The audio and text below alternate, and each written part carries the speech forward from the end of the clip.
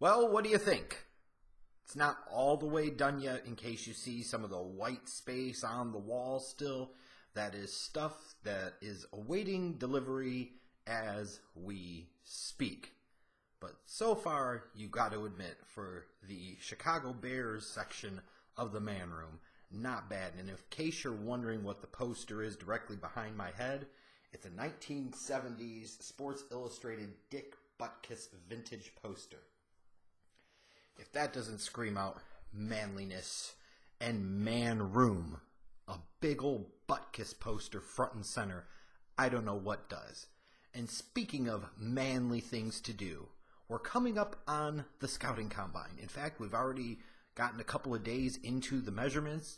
What else screams manly more than looking at a bunch of half-naked men measuring their hand size, how tall they are, watching them run and jump around, and talking about whether or not they've got a good enough base, meaning their butt's big enough? That screams masculinity. Just like this section of the man room screams masculinity. But anyway, since we're on the eve of the combine, it felt like it was a perfect time to give you an updated 2018 NFL mock draft. It is a 3-round edition. Spent a couple of hours working on it, slowly but surely working my way through the prospects. In case some of you are wondering what happened to the individual prospect scouting reports, I have put those on hold until after the combine, because it just felt like it was the right thing to do. Why sit there and upload them and then get different measurements and see different things? Somebody could get hurt. So I'm just putting a temporary break on it until after the combine. I'll do some other videos this weekend to fill in the gaps. But anyways, let's talk about this 3-round mock draft. And remember, subscribe if you haven't done so already. The most underrated sports talker here on YouTube is this guy. This guy. This guy. So, start off with number 1. I know the past couple of mock drafts, I've had Josh Allen there. I've had Baker Mayfield there. This time I have Sam Darnold there. Reason being is going what might be perceived as a safer choice, as a more prototypical type of number 1 overall type of pick, even though, again, he has some significant flaws. And let me point this out. You can plug 5 or 6 quarterbacks into that number 1 spot, probably 5 of them, and not feel great about it because they all have significant flaws in this draft class. That said, Cleveland, Sam Darnold, there might be that belief that he's an Andrew Luck type of guy, and that's what they want. And you're going to hear a lot of debate about whether or not the Cleveland Browns are going to end up taking Saquon Barkley number 1 or not and take their chances on a quarterback at 4, or do they take a quarterback at 1 and try to trade back up for Barkley at 2? A lot remains to be determined. But right now, for this particular mock draft, even though Sam Darnold's not throwing at the combine, and I think that's a poor decision, I've got Darnold going number 1.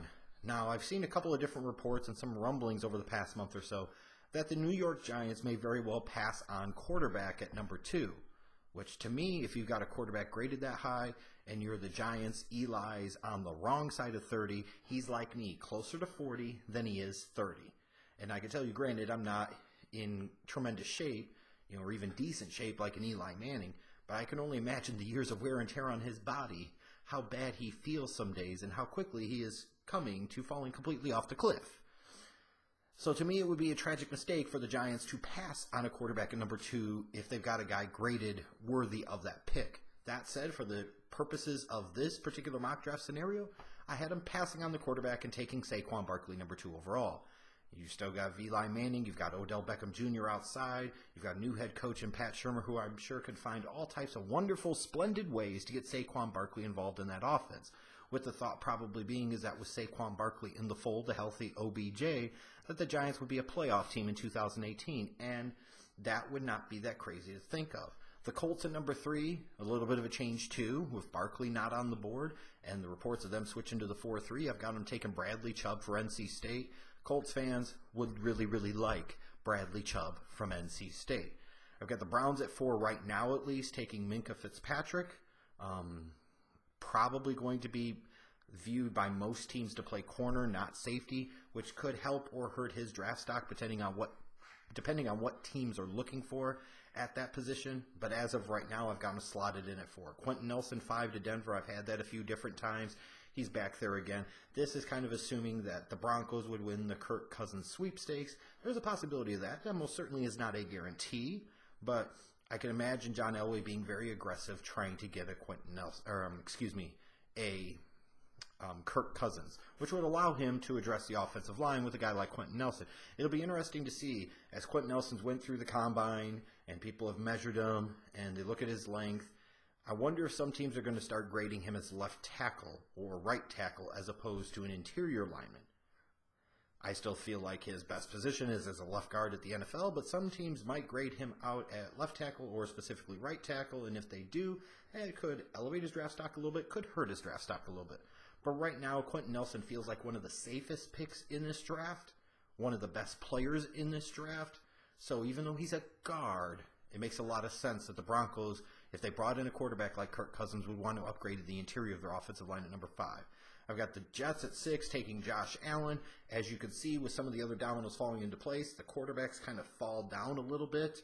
To me, with the Jets, though, you're there at 6.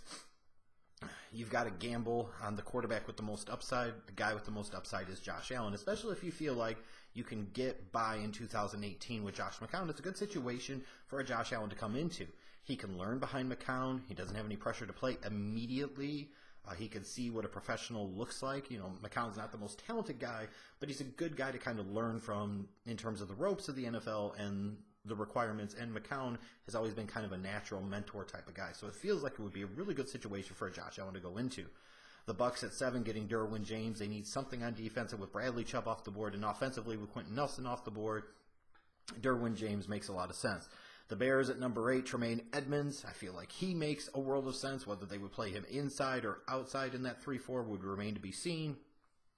But as much as you could talk about the need again at the offensive side of the ball, you can't pass up on a superior defensive prospect just to address an offensive need.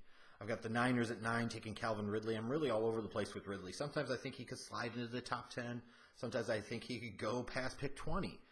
It's really hard to know, especially when you look at what happened last year with the wide receivers. Like, I had a pretty high grade on Corey Davis. Mike Williams, 2nd round grade. John Ross, mid to late 3rd round grade. And lo and behold, wouldn't you know, all 3 of those guys got drafted in the top 10. Because the thought being there was a precipitous drop in talent after those top 3 guys. I didn't agree with that, but that's ultimately how it played out. So you never know with the Calvin Ridley. He could go top 10. He could really drop. But for now, I've got the Niners taking him. When you look at it, I've got the Raiders at 10 taking Payne. Would John Gruden look at him as a Warren Sapp type of guy? I don't know if that's quite an appropriate comparison, but I'm just saying. And they could use some help on the interior of that line. Some Raiders fans, of course, are going to rage because I didn't have Roquan Smith going there this time. Just playing out something different. Just bear with me. What else is notable? The Miami Dolphins, pick 11, Baker Mayfield. God, that would be fun if they took Baker Mayfield. Get Baker Mayfield in South Beach. Get Baker Mayfield competing with Ryan Tannehill for that job. Get Baker Mayfield playing under Adam Gase. I'd really like to see that. Josh Rosen, I've got going 15 to the Arizona Cardinals. You know, the Arizona Cardinals have to come out of this quarterback with the draft. Whether it's round 1 or not remains to be seen. But they got to come out of this draft with a quarterback. Again, we all know I'm not huge on Josh Rosen by any stretch of the imagination. But I would still at this moment be surprised if he wasn't a first-round pick. But it would not surprise me to see him drop some in round number 1 because he could potentially rub some people the wrong way. The one other really notable thing you'll see is that I have Lamar Jackson dropping completely entirely out of round 1. I've got him going all the way to Buffalo in round 2. It would break my heart to see it.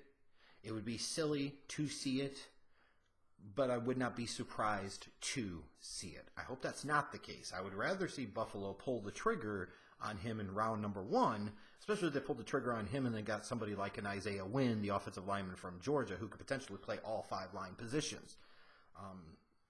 But I would not be surprised if Lamar Jackson is the quarterback to drop out of the round 1 consideration. But ultimately, I'm not going to go through every single pick. That's just some of the justification or explanation or some of the picks that I've made. If you have questions about the picks or want to call me out on them, whatever, fine, don't care. Put your comments in the comment section, and I'll try to respond to as many as I can. I will do another mock draft next week after the combine is over. So again, I would expect a number of significant changes in that short of a period of time.